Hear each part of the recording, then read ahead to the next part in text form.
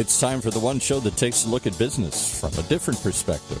The Coaching Perspective with Master Certified Business Coach Doug DeFeller. Hey, Doug. Hey, Paul. Glad to be with you here in studio today, and glad to have a pretty face with us, too, rather than just yours, Paul. Wow. Ouch. Well, look, welcome to today's episode of the Coaching Perspective radio show. I'm a Master Certified Coach by the International Coach Federation, and I've been coaching leaders and their teams for 21 years, helping them to clarify their objectives and reach their goals.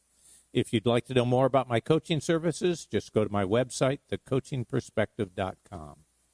Well, our guest for today is Michelle Hensley, founder and CEO of Nifty Package Company, and her topic is When Life Gets a Redesign. And based on her personal experiences, she's going to share with us how to approach major transitions that occur in your life. How do you know you're on the right track? And what and where can you find help so you don't have to do it alone? Welcome to the Coaching Perspective radio show, Michelle. Hello. How are you, Doug? I'm great. I'm so excited to have you on the show. I sometimes don't get to meet the guests very much, but you and I had coffee some weeks back, and right. I got a little glimpse into your life and was totally fascinated. I loved it. It was great spending time with you and getting to know you as well, and I thank you for the opportunity. Oh, we're going to benefit, and the audience is going to benefit. So let's launch in. Tell us a little bit about how you got here. Well, as you are aware, but maybe the audience is not, I lost my husband to cancer about 3.5 years ago. Prior to that, I was a counselor for about 9 years, and then also during that time, I was running a nonprofit. So when he passed away, I was faced with, what am I going to do with my life? And I was 50 years old. So am I going to go back into corporate America, or what really am I going to do? What I ended up doing was taking a break and took a sabbatical for a short bit, and then just recaptured my calendar and my time. Then during that time, I was facing whether I was going to go back to work or not. And I'd already rewritten my resume and updated it. Then actually, faith is a very important part of my life. And so during that time, I really took time to pray and then just kind of wait. But the wait is the trick, isn't it? It is. It's the hardest Wait thing. for the answer. Don't just ask. Right. And I really wasn't sure what to do. I was really at a dilemma or a crossroads. I think the easy part would be to go to work for myself, would be go to work for somebody else. Yeah. But then that wouldn't align with the mission and values that I had for my own personal life. So during that time, I was offered a couple of very, very good positions, great pay, but I was struggling with the fact that they were working 60, 70 hours a week for someone else. And I have a very large family. I have 7 children. I have 9 grandchildren with the 10th one on the way, due the next week. Whoa. And I had a daughter-in-law she's a type 1 diabetic, and we had a baby that was going to be due a few months later. So I did what any red-blooded American woman would do, or any woman around the world, and that would be lay down and cry, because I didn't know how to solve the problem. Women aren't the only ones that do it, but they are the only ones who admit it. Yes, I did that more than once. Anyway, So during that time, my children came to me, a couple of sons of mine, and they said, Mom, why don't you consider working for yourself? So that's how the process started. Oh, that is amazing. I would imagine it is really difficult when you are struggling to recreate yourself, to take on, you need a new job, and you get offered good paying jobs, and you turn them down because they don't seem to fit. If you're offered lousy jobs, it's easy to turn them down. Right. But I imagine it was more difficult to turn down the good jobs. It was. January, my husband passed away in May 2014. So in January, I'm very goal-oriented and mission-oriented. I'm a strange type B personality, but I'm very systematic in my goal setting. And the first thing I did was I sat down and rewrote out my mission for life, because now I'm a single person, and I'm no longer a pastor's wife. I'm not running a nonprofit. I'm not counseling. And so my entire identity changed at that time. So what I did is I started with, what do I really want out of life? and what's important to me, even though maybe I didn't have the resources for that or the time or whatever. I just wrote down exactly what I wanted to see happen. And then when those opportunities came along and they didn't fit within that original mission, when it took me months to write that very well, then I realized that my conscience was struggling. So that's how I was able to handle the fact that maybe I just need to work for myself again. Well, you just made an amazing statement. I mean, I do a lot of work. I've always done a lot of work with companies on their vision and mission statements. I haven't done that much work with people personally on their mission statement, and that really hit me when you and I talked before that, whoa, you had your personal mission statement. This wasn't a business thing. It was a life statement. Right. And that's I did that with my kids when they were about age 12. I made each of them write down life missions, what they wanted to accomplish for that year, what books they wanted to read, and it would drive them crazy. Yeah, and I can see that. Whoa. And I would say, you need to write a letter to your child and pretend like you're the parent, and then write the letter from your experience at this time and write them a letter of wisdom to that child. And so every year they'd have to write those letters. I saved those letters. And then when my daughter-in-laws were having their children, I was able to read those letters during the wedding shower, and during the baby shower, and it would make everybody cry because it's like this child was 12 writing this letter, and both sons, their first daughters, were named the daughter they wrote their letters to. So, oh my gosh, it's really neat. So as a result of that, did all of them decide they never want to read another book? They're actually reading books. It's amazing. One of them, who's been my handful for reading, he told me he bought a book a couple months back, and I almost fell over. It's hilarious. That is, I am so impressed with that. And if you don't have, if you don't have a vision, if you don't know what it is you would like your life to be, then it is really hard to see the opportunities as they come along that either will help you or that should be dramatically avoided. Right. One or the other. And I think people are afraid to write down a mission. I think they're afraid to put themselves in a position where that is going to hold them accountable. But at the same time, it's such a positive to hold you accountable. So then when you make decisions for the rest of the next several years, you're going to line it up with your vision and your mission. And I do that very well in my personal life. And then those that are around me help me stay focused on the mission and vision of the company. So you share it. Mm-hmm.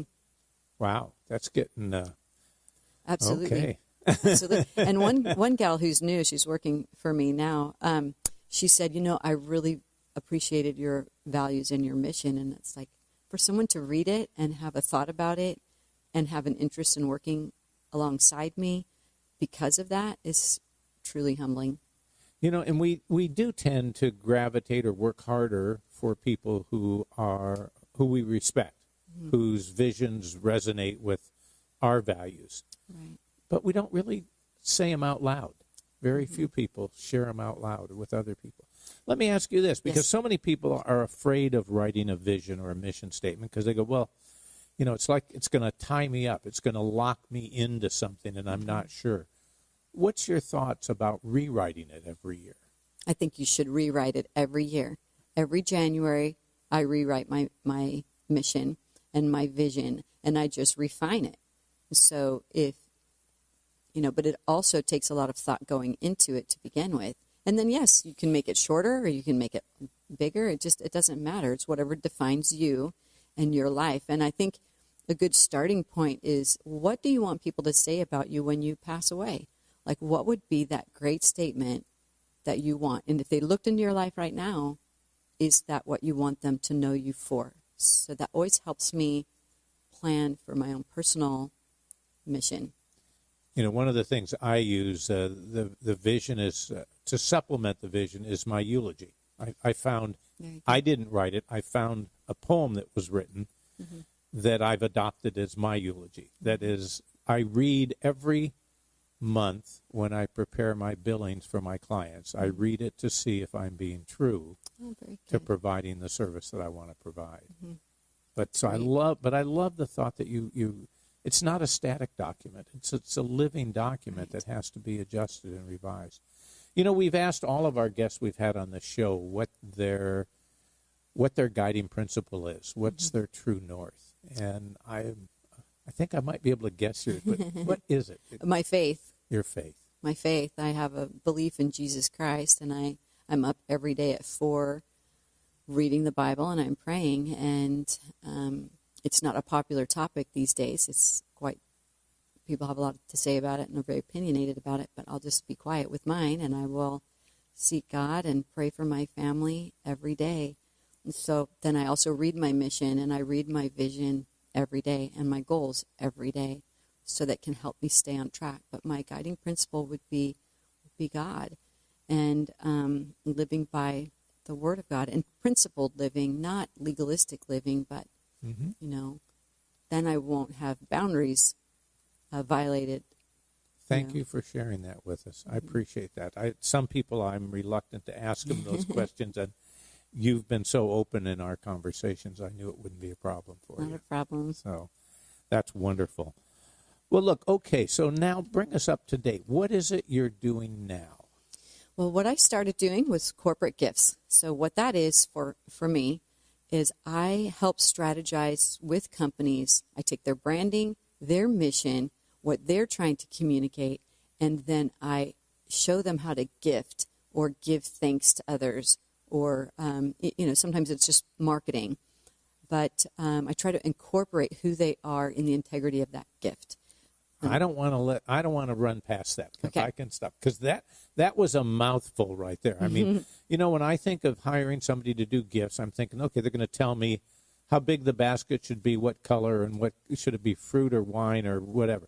But you tie it into the company's objectives. Yes. To their values, to their mission, to their. So it's more than just merchandising, isn't it? Right. And some companies, it's a hard thing to to understand. And the reason it's hard is because we've been so trained in promotional items. We've been so trained to hear that people see your name, and that's a real positive. But it's truly, they may see your name, but what do you really do with that item when it's received? If it's a cup, do you put it in the cupboard? Do you put other people's promotional items in your cupboard? So you kind of have to look at it from the client's perspective instead of you as the giver's perspective. So it's like gifting, learning how to gift properly. So something that I use is that if my husband is going to give me a purse that I really like, but it's got his name on the purse, is that really a gift for me? And people don't understand that. They still have this thought that we need to have promotional items. And then there's this great story. One of the gals who's one of my clients, she keeps trying to get her company to get away from some gift baskets and more into some nice gifting. You can still stick within your budget, but they did not want to do that. So they ended up going to a client meeting, and down on the floor, there were 7 different gift baskets that had never even been opened. So that's a case study I'm working on right now. But the point is you're not remembered because of that. Can you, off the top of your head, give us an example of how you were able to blend a company's mission or values into their gift giving? Sure. There's a company I'm working with right now. They're a benefits company, and they were a fun group to work with just because they're everything is very, first of all, she's an amazing gal. The CEO of this company is just incredible. She happens to be on my Instagram. We did a blog post on American women in business, and very personable. So her personality tied with the look of her company, along with their organic, their healthy is a big issue. Their retention rate of clients is about 97%. Wow. She has a huge retention rate of employees and staff. So just a really, really well-run organization. So it was fun to look for a gift for them. And what I came up with was a marble cheese board, because cheese boards and community is really important right now for people. They're starting to come back into the home and build relationship. And so it was kind of built around community. So then with that, the marble cheese board that matched and had silver around it, which matched her corporate feel. Okay. So there's a lot of marble, a lot of silver colors, real modern. And so that's what we came up with. And then pewter cheese tools as well. And then on top of that would be cheese and crackers and fruit and different things and a little chocolate on there. I keep encouraging people. Always gotta have a little chocolate. A little chocolate everywhere. I don't care how healthy you are. You got to have a little chocolate. And we provide good chocolate. Okay. Okay, wait, let me change that. Excellent chocolate. Yeah, I was going to say, because I don't think there's any such thing as bad chocolate. I don't either. It's all good. Okay. Well, look, the producer's waving. We're going to take a quick commercial break here, and then we're going to come right back and launch into their topic. Very And we're back with Michelle Hensley of Nifty Package Company, really of much more than Nifty Package Company. Let me start out this section with an apology. I tend to make remarks without thinking, and when we were starting and joking at the beginning, I said it was so nice to have a pretty face here because I was looking at Paul, and I look at him all the time. And I just want to clarify that you are a lot more than a pretty face, but thank you. Also, so if I've socially, politically incorrect there, I apologize. You're fine. All right. Well, look, we were going to talk today about when life gets a redesign. What do you mean by that?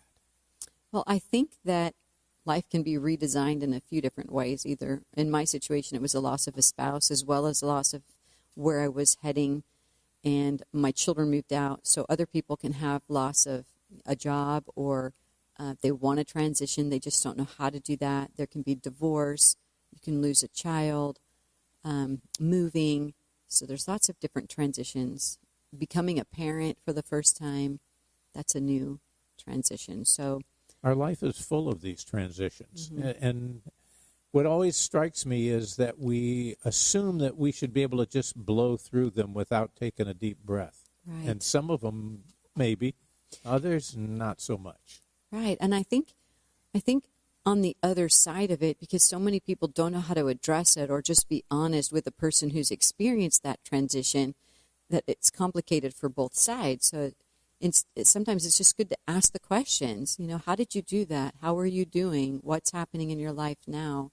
That's always a good way to handle it. And then realize that the other person can still be processing. It can take years to process change. But when you were going through the loss of your husband, what was it that people would come up and say to you that was good, that was the right thing, that gave you strength and let you go on? Yes, I'd say number one, we are here for you. And number two, that they remained here for me.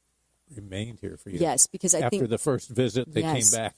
Yeah. Right. And I think, during the training for grief coaching that I went through, there were several of us as widows, and we all had the same issues, whether we were 21, which there's someone who was working for me at 21 who lost her husband, and then there are others who were in their 40s or their 50s. We all walked away with the same problem, and that was, or the same feeling, and that was, people would say they were there, and then they were gone because they just don't know what to do with you. Yeah. You don't even know what to do with you. So they're trying to figure out how to handle it, and it's easy to escape that.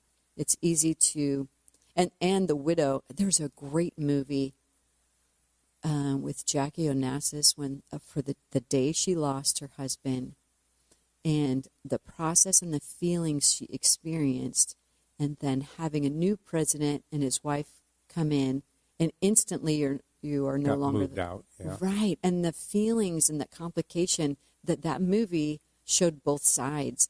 So it shows how strange you as the widow or that person in transition can feel, and on the other hand, sometimes a lack of compassion. We have to be honest about that because people don't know how to handle it.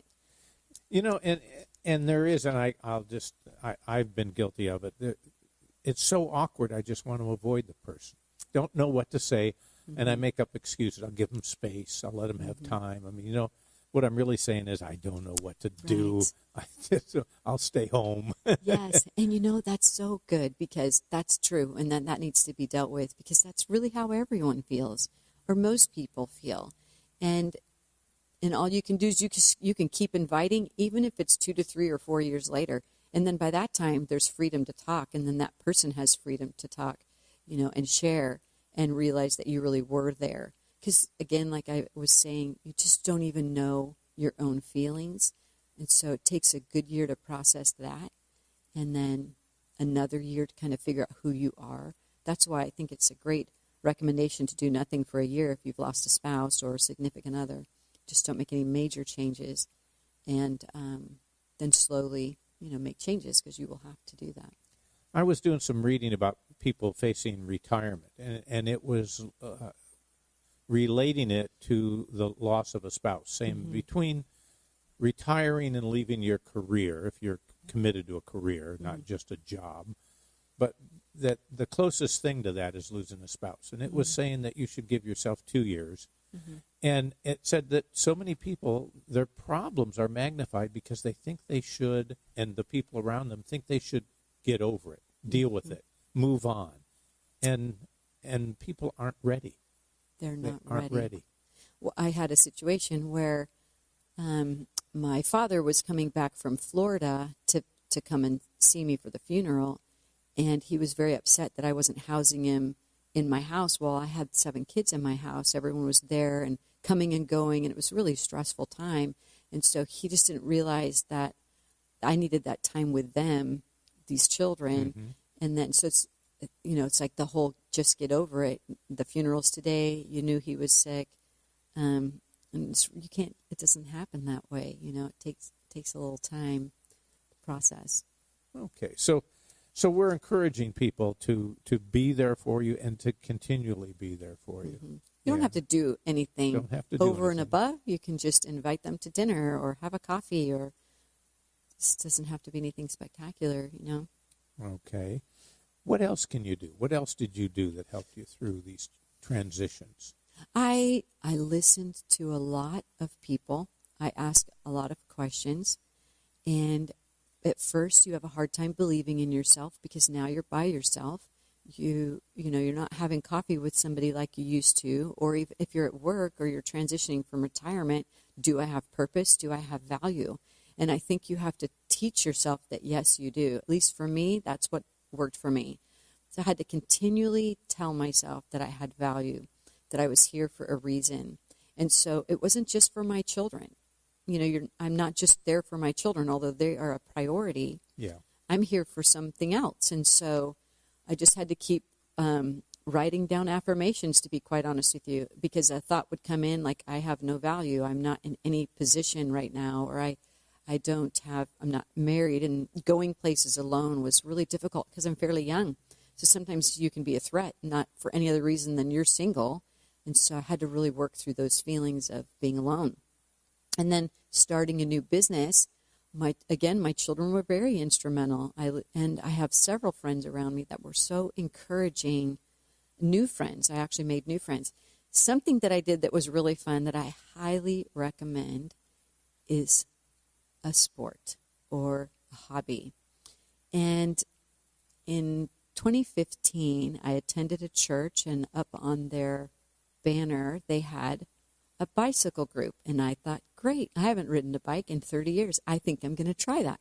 So I was so excited. Now, get this. I have one son that worked for Oakley at the time, and another son who was still living at home. And I had these big sweatshorts on and this big giant sweatshirt on, and my hair was everywhere. That's a no-no in cycling. And so it was sticking out of my helmet. And I walked downstairs, and I stuck this big giant Townie, which is a cruising bike. It's a beach bike. Yeah. It's not a road bike, which I didn't even think about that. But it took me at least 15, 20 minutes to get that big heavy bike into my car. I have a Toyota 4Runner. And I did that the night before because it was going to take so much work. And then I came downstairs. I have my tennis shoes on, and one of my sons was looking at me. His mouth was hanging open like, you are not going out in that outfit. And he said that to me, and I said, don't say that. If you tell me that, I'm going to be afraid, and I'm not going to do my bike ride. And then my other son said, that's embarrassing. What you're wearing is embarrassing. I have no idea that people wear kits or clothes or anything that's unique or different than what I was doing. And I said, don't say that to me. I'm just going to go. He goes, Mom, there's going to be a bunch of old people in spandex. I did not even know what that meant either. And I said, I'm going to go. So I got on my bike, I got in my car, and I rode to the place where they were all meeting. And I get out of my car, and I thought, why aren't any men helping me? I'm lifting this huge heavy bike out with a basket. It's basket. good I didn't have a dog, but I did have a basket. So I'm pulling the bike out, and these men are in a big circle, and they're leaning over their bike. They have this cool stance, kind of thing. Yeah. And I'm pulling the bike out, and I'm thinking, why aren't they helping me? That's my old school thought. And then I wheel my bike over. I don't think they knew what to do with me. I wheel my bike over, looking like a mess. And then I said, do any women, ride here? And they said, oh, yeah, she's going to ride up any minute. She rode about 8,000 miles last year, and I had no idea what that meant either. I mean, that's 2.5 times across the United States, if you think about it. So anyway, a few seconds later, this woman walks up. She rides up, and she gets off of her bike, and she walks over to me, and I didn't know what to think or expect. And she looks at me, and she goes, you do not need a lock. What are you doing with the basket? I said, which I didn't know how to respond, so I said, you want a basket. And she said, your gloves are on backwards. And then she walks away and says, oh, brother. So I get on my bike, and I'm riding with them, and I think I'm going to die. I'm breathing so heavy, trying to keep up with them. And I worked out all the time, but there's this thing about cyclists. They're in amazing shape. Oh, yeah. So I'm riding this bike down to the beach, which is technically flat, but I thought it was mountainous the way I felt. And I was going 8 miles per hour downhill. That's how slow I was. So there was a man riding next to me talking with me because everybody else was gone. And he said he had the electric bike. So every time I'd go up a little hill and I was dying, he's carrying on this conversation. And I'm thinking, I just got to catch up with those guys. And he'd rev his electric bike and he'd go straight up the hill. And I'm thinking, this is not working. I get all the way down to the beach and I go to sit down. I'm so thankful. I have a seat. I sit, somebody buys me a coffee. They felt sorry for me. And then I sit down, and then the gal Debbie, she's going to freak because I said her name. She said, okay, Michelle, get back on your bike, and you need to head back because I took so long. That was pretty funny. But now I ride quite a bit, and I love it, and I've learned not to ride a townie down to the beach and back. And you have the right spandex clothes and the helmet. I do, actually. But I shared one time that they're like yoga pants with a diaper because there's like this thing in between the legs. It's kind of funny. But what you're talking about is the courage to go out and try something new, Right. to try something new as a sport or as a hobby, to mix with new people that you've never mixed with before. Right. And maybe there might be something about the fact that when you do that, these are people that don't know your background of issues, so you can kind of walk away from them for a little bit. Would that play into it? Absolutely. And not only that, when you do a hobby like that, you learn other principles that you can do certain things and you can have that courage. And I'm terrified of heights, but I've climbed several mountains. And, I want to share one quick story in regards to cycling, if that's okay. Sure, please. There's a big mountain. It's called Fig Mountain. I'm actually going to ride it this Saturday again. And I went to a training class. Chris Carmichael is a great coach, and he has a program called Carmichael Training Systems. And I attended a week-long training camp, which was amazing because you really don't know what you can do. And I wanted to put a plug in there for coaches, to be quite honest. The thing is that, I used to counsel, but now coaching helps lead you forward. And in that situation, that mountain is a very well-known high and steep mountain. And so I got to a place on the mountain where it was really hard, and I felt like I wanted to give up, to be quite honest. I was hot, I was tired, and I didn't think I had it in me to complete that course.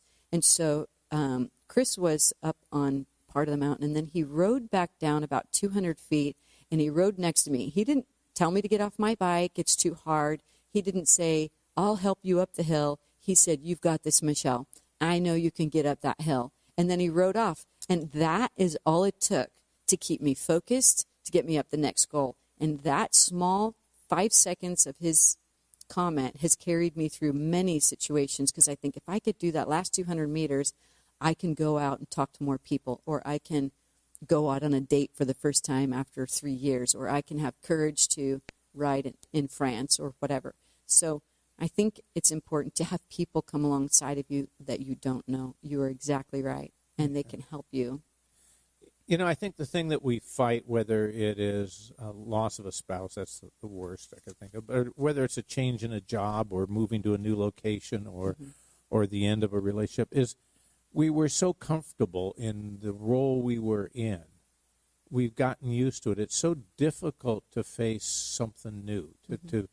We've lost the confidence. We think, oh, I'm older now. I can't do that. I can't just show up there and with my bicycle. I need to find out what you're supposed to wear first. Right. Sometimes you just have to put your foot out there and take the next step. And when I first started the gift business, and just going back to that, and you asked about the business model in your statement here, but, I wanted a business model that was going to be shorter than the regular work week. So can we work 3 days a week at full-time pay? I mean, that's the goal. And everyone feel a part and feel like they can grow themselves. And whether they're a mom, or if they're 70, or if they're 25 and have no children, or whatever, what is it that they want? And can this business model actually fit in their vision and mission in life as well? And so, yes, I think it's taking the first step and being different, being okay with that, What does your company give you besides an income? Oh, my gosh, I don't get much of an income, so it's everything else. I wasn't going to ask that. Not right now. I'm still in the building phase. Yeah. I have opportunity, so I don't want to cry, so I'm not going to do that. But I have opportunity to help others. I have opportunity to continue to give and to be generous. And if I'm not generous, how can I teach others to be generous? So I have, people that work for me that maybe someone else may not want right up front, or I can help train them or teach them or give them another opportunity in life. One gal who just started, she's hasn't worked in a job for a while, and I've got some young ones that work for me. She's never had a job either. She handles all my social media, and so this is her first job, and she wants to learn to be an entrepreneur, so she's watching me. Wonderful. Which I always talk about this. I don't want to be the bottleneck, but sometimes I am, because I'm a little bit on the more creative side, so I have a lot of people who are organized around me, so I drive them crazy. And so it's just the value of watching people flourish. I was backing away from everyone packing and doing some work the other day and getting some things together, and I was just so excited for what we have, this, even if it's a small little business, that it just gives other people opportunity, and I get to be generous, and I get to give, and I get to teach others how to give, and that's just who I am. So one of my sons, my oldest son actually, he's like, Mom, I know this is part of your vision, so you're going to do so well. This is who you are. And those kinds of statements carry me another, Get you up that 6 months or whatever. Yeah. Yes, they don't realize how valuable those things are. And I think coaches see it all the time, but I think we all should see it more often. And we don't really realize the impact our statements have on people. Mm-hmm. Sometimes they can be negative, but so often just a little word of encouragement. Right. Somebody says to you, I know you can do it, Michelle. Mm-hmm. Not a big thing for the person to say that, but to you it was like, whoa, somebody believes in me. Mm-hmm. I'm supported. Yeah. Yes. The same son, all of them do it. All of them do it. But he called me and he said, I know this is going to sound really strange, Mom, but I want to let you know how proud I am of you. That's my son. That's so awkward. Not awkward. It was just most kids won't do that with their parents. Yeah. But for them to encourage me, and then I have another son. He lives in Florida. He texts me, Mom, I'm really proud of you, or I just want you to know how proud I am. It's like those kinds of things encourage parents. So it's not just the parents encouraging the children. It's the children encouraging the parents. It's encouraging each other. There's no, forget the relation, the old, young, child, parent. It makes no difference. It's encouraging each other. I agree. I love the whole Southwest philosophy, the way they work together and their teamwork. I aspire to be like that. They just have such a great philosophy in business. I love this radio show. Been doing the radio show for 9 years. I get a lot of enjoyment out of it. When Paul first proposed it to me, I thought it was one of the dumbest ideas I'd ever heard. And it was reluctantly that I tried it out. But, he was encouraging about it. Mm-hmm. They didn't all go well to begin with, but we learned along the way. Right. And learned a lot. Somebody was there to encourage. I'm have some more questions, but, I'm sitting here looking at your notes, and you have got notes written all over your type page from top to bottom, sideways to backwards. What is it you really wanted to share here today that I want to make sure we're not just going to run out of time and I didn't ask you the question that let you get to what you really want to say? Oh, I mean, I think I'm good, but I guess I would have a couple of things to say, and I think be willing to be messy. Be willing to be messy. Be willing to make mistakes and be willing to ask questions. And I think as far as yesterday I was in LA, I think I was sharing that with you, and I asked 100 questions nonstop. I just asked questions. How did you do that? When did you do that? She has 30 years experience. She's in Hollywood and gives amazing gifts to all the community around her. And this includes actors and just everybody. And so then another gal, she's in San Francisco, and another gal's in Santa Barbara. So it's like, ask the questions. Be willing to be messy. Be willing to put it out there. Be willing to say where you're failing and you could use help in that area. And I think that's when I really started understanding coaching, was that I just need to be open and honest and transparent about where I was so I can move to where I want to be. Mm-hmm. I think we're really afraid of that. We're so afraid of someone's perception of who we are instead of just being who we aren't. And I think I shared with you earlier that I was at a dinner party and this one guy said, Michelle, you just share all your silly stories and aren't you embarrassed? And I said, I'm not, because that's who I am. And it makes for fun. And people get to know you, and they still accept you and love you. I think that would be number one. And then I think the second thing I'd like to say is take your own advice. I think we're really easy. It's easy for us to sit back and be an armchair critic. And I think sometimes we need to look in the mirror and think, what have I advised somebody today, or what do I criticize the most? And do I do those things, or do I not do those things? Or, take your own advice, because it's so easy to see the weakness of everyone or other people's business or just whatever they're doing wrong that you might see. But, take your own advice. You mentioned this trip that you went on to me that you wanted to see how other gifting companies operated. And so you picked some really successful, well-known, prominent places to go visit and ask them all your questions. Right. The sense I got from the story you were telling me was that they were as busy asking you questions about how you were developing your business as you were asking them. So I think what makes people successful is they never lose that beginner's eye. They never lose that willingness to admit, I don't know it all. Maybe you know more than me. Show me. Tell me. Or it can be different. Like the way I design my gifts is entirely different than the way somebody else might design their gifts. And, it's just learning from one another, as you stated. And so they asked me, how did you start? Why did you start? Same kinds of questions you have. And it's amazing how successful some of these gift companies are. And then some want to hold everything back. They don't want to share and communicate. They're afraid of competition, which competition is there. It's true. I understand all of that. And I don't always want to share everything. But the truth is, I've learned that others have shared with me so generously, so why wouldn't I? Kind of have to pay it back, don't we? Yeah. Why wouldn't I share? So what's your vision for the Nifty Package Company? Well, I have a big vision for the company. I mean, I want to have a very successful company that hires several women. I can hire men. That's not a problem. As a matter of fact, I have a young man who is interested in working with us. So we're hearing she has a token male employee. Not yet. I'm working on it. I want to see how he does with his design or what he can do. But so my vision is to grow the business over the next couple of years to be very successful. I'm very big on profit sharing as well, so I want everyone to share in those profits. And then eventually I will sell it. And then as my coaching business grows, then that can go anywhere. So then I have a little bit more freedom. I'm an empty nester. Everyone's out. When you say successful, how do you define success for Nifty Package Company? I would like to see it at $1 million. I'm not there yet, but I'd like to see it at $1 million. All right. Is really what I'd like to see. And what do you want to do with your coaching?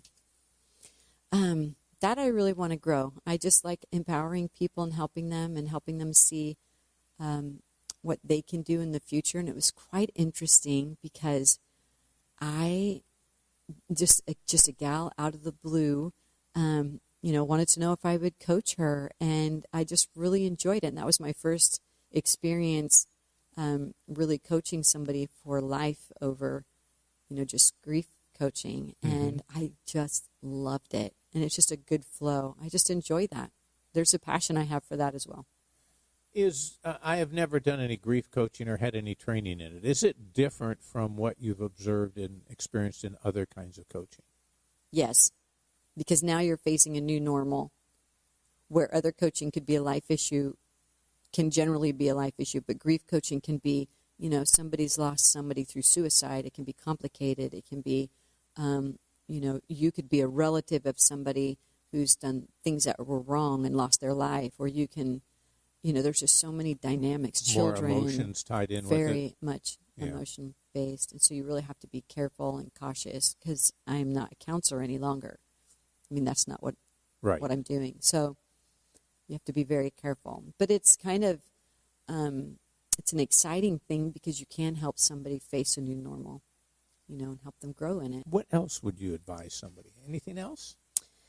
I would say line up everything you do every day with your values.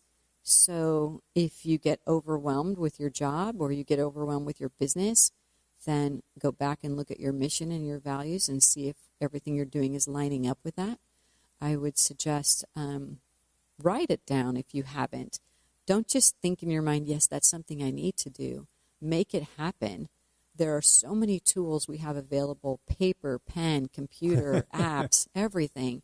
And I, if people really understood the value of that it's just like, it's so simple to say, I want to ride 25 miles and I'm going to go here with that, in that 25 mile parameter of wherever I'm heading.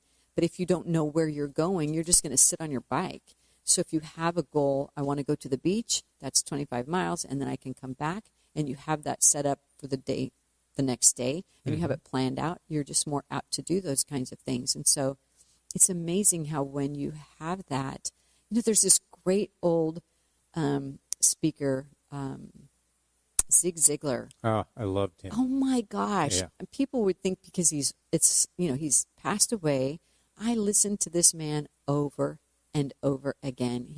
And it's so interesting because when he started his own success story, well, at first, he didn't want to get out of bed. He couldn't make another sales call. He was the last guy in his group.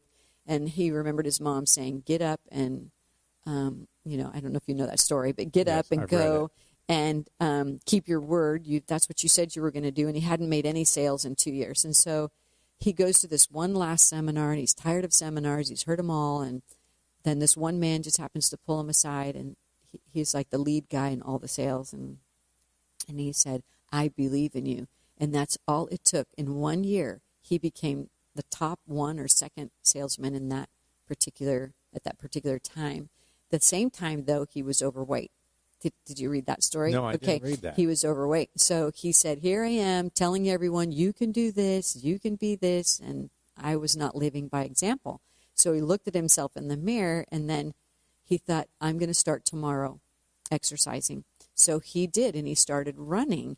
And he had to lose maybe 40 or 50 pounds. But he just made the decision and started doing it. And then he started setting goals for himself, and that was, I want to run a marathon.